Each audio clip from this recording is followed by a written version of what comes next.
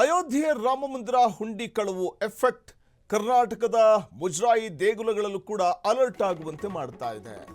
ಅಯೋಧ್ಯೆ ರಾಮ ಮಂದಿರದ ಹುಂಡಿ ಕಳವು ಎಫೆಕ್ಟ್ನ ಒಂದು ಪರಿಣಾಮ ಇದೀಗ ಕರ್ನಾಟಕದ ಮುಜರಾಯಿ ದೇಗುಲಗಳಲ್ಲೂ ಕೂಡ ಅಲರ್ಟ್ ಆಗುವಂತೆ ಮಾಡ್ತಾ ಇದೆ. ಅಯೋಧ್ಯೆಯಲ್ಲಿ ರಾಮ ಮಂದಿರ ಹುಂಡಿ ಕಳವು ಪ್ರಕರಣದ ಬೆನ್ನಲ್ಲೇ ಕರ್ನಾಟಕದಲ್ಲಿ ಎಲ್ಲ ಮುಜರಾಯಿ ದೇವಾಲಯಗಳಲ್ಲಿ ಅಂತಹ ಘಟನೆಗಳು ನಡೆಯದಂತೆ ಕ್ರಮ ಕೈಗೊಳ್ಳುವುದಕ್ಕೆ ರಾಜ್ಯ ಸರ್ಕಾರ ತೀರ್ಮಾನಿಸಿದೆ. ಮುಖ್ಯಮಂತ್ರಿ ಡಿ ಕೆ ಶಿವಕುಮಾರ್ ಖಡಕ್ ಆದೇಶವನ್ನು ಹೊರಡಿಸಿದ್ದಾರೆ. ಡಿಸಿಎಸ್ಪಿ ಆಫೀಸ್ಗೆ ಕನೆಕ್ಟ್ ಆಗಲಿದೆ ದೇವಸ್ಥಾನದ ಸಿಸಿಟಿವಿಗಳಿನ ಮುಂದೆ 24 ಗಂಟೆಯೂ ಕಾಣಿಕೆ ಎಣಿಕೆ ಮೇಲೆ ಇರಲಿದೆ ನಿಗಾ. ಅಯೋಧ್ಯೆ ರಾಮ ಮಂದಿರ ಹುಂಡಿ ಕಳವು ಎಫೆಕ್ಟ್ನ ಒಂದು ಪರಿಣಾಮ ಇದೀಗ ಕರ್ನಾಟಕದ ಮುಜರಾಯಿ ಇಲಾಖೆಯ ವ್ಯಾಪ್ತಿಗೆ ಒಳಪಟ್ಟಿರುವಂತಹ ಎಲ್ಲ ದೇಗುಲಗಳಲ್ಲೂ ಕೂಡ ಕಣ್ಗಾವಲನ್ನು ಇರಿಸಲಾಗುತ್ತೆ. ರಾಮ ಮಂದಿರ ಹುಂಡಿ ಕಳ್ಳತನ ಬೆನ್ನಲ್ಲೇ ರಾಜ್ಯದ ದೇಗುಲಗಳಲ್ಲಿ ಹೈ ಅಲರ್ಟ್ ಮಾಡಲಾಗಿದ್ದು, ಹುಂಡಿ ಕಾಣಿಕೆ ಎಣಿಕೆ ಸ್ಥಳ ಸೇರಿದಂತೆ ದೇಗುಲದ ಎಲ್ಲ ಭಾಗಗಳ ಮೇಲೆ ಸಿಸಿಟಿವಿಗಳು ಇನ್ಮುಂದೆ ನಿಗಾ ಇಡಲಿವೆ. ಎಸ್ಪಿ ಮತ್ತು ಡಿಸಿ ಕಚೇರಿ ಪೊಲೀಸ್ ಠಾಣೆಗೆ ಸಿಸಿಟಿವಿ ಲಿಂಕ್ ಆಗಿರಬೇಕು ಅಂತ ಮುಖ್ಯಮಂತ್ರಿ ಡಿ ಕೆ ಶಿವಕುಮಾರ್ ಆದೇಶವನ್ನು ಹೊರಡಿಸಿದ್ದಾರೆ.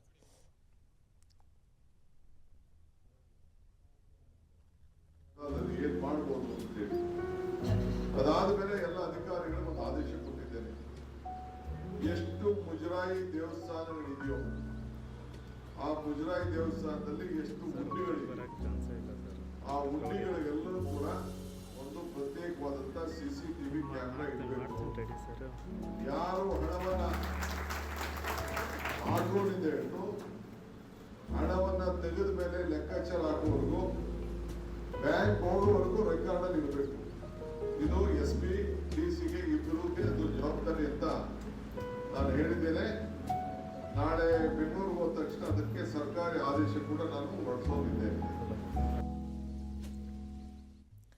ಇದು ಡಿ ಕೆ ಶಿವಕುಮಾರ್ ಹೇಳಿದಂಥ ಮಾತು. ಮುಖ್ಯಮಂತ್ರಿ ಡಿ ಕೆ ಶಿವಕುಮಾರ್ ಅವರು ಸ್ಪಷ್ಟವಾದಂತಹ ಒಂದು ಸೂಚನೆಯನ್ನು ಕೊಡ್ತಾ ಇದ್ರು. ಮತ್ತೆ ಮುಖ್ಯಮಂತ್ರಿಗಳು ತಾವು ಅಧಿಕಾರ ಅಥವಾ ಸಿಎಂ ಗದ್ದುಗೆ ಏರಿದ ನಂತರದಲ್ಲಿ ಪವರ್ ಆಕ್ಟಿವ್ ಆಗಿರುವಂಥದ್ದು ನಾವು ನೋಡ್ಬೋದು. ಅಂದರೆ ಹೈಪರ್ ಆಕ್ಟಿವ್ ಆಗಿದ್ದಾರೆ.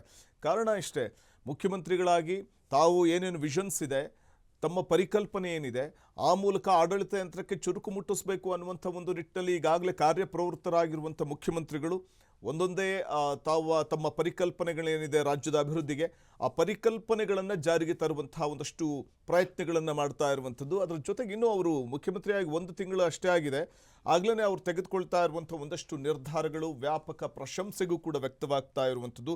ಇದರ ಬೆನ್ನಲ್ಲೇ ರಾಮ ಮಂದಿರ ಹುಂಡಿ ಕಳ್ಳತನ ಬೆನ್ನಲ್ಲೇ ರಾಜ್ಯದ ದೇಗುಲಗಳಲ್ಲಿ ಹೈ ಅಲರ್ಟ್ ಮಾಡಲಾಗಿದ್ದು, ಪ್ರತಿಯೊಬ್ಬ ಭಕ್ತರ ಕಾಣಿಕೆ ಇರುತ್ತಲ್ಲ, ಅದು ಬಹಳ ಇಂಪಾರ್ಟೆಂಟ್. ಅದನ್ನು ರಕ್ಷಣೆ ಮಾಡಬೇಕಾದಂಥ ಒಂದು ಅಗತ್ಯತೆ ಇದೆ ಅನ್ನುವಂಥದ್ದನ್ನು ಮನಗಂಡು ಮುಖ್ಯಮಂತ್ರಿಗಳು ತೆಗೆದುಕೊಳ್ತಾ ಇರುವಂಥ ಈ ನಿರ್ಧಾರಕ್ಕೆ ವ್ಯಾಪಕ ಪ್ರಶಂಸೆ ವ್ಯಕ್ತವಾಗ್ತಾ ಇದೆ.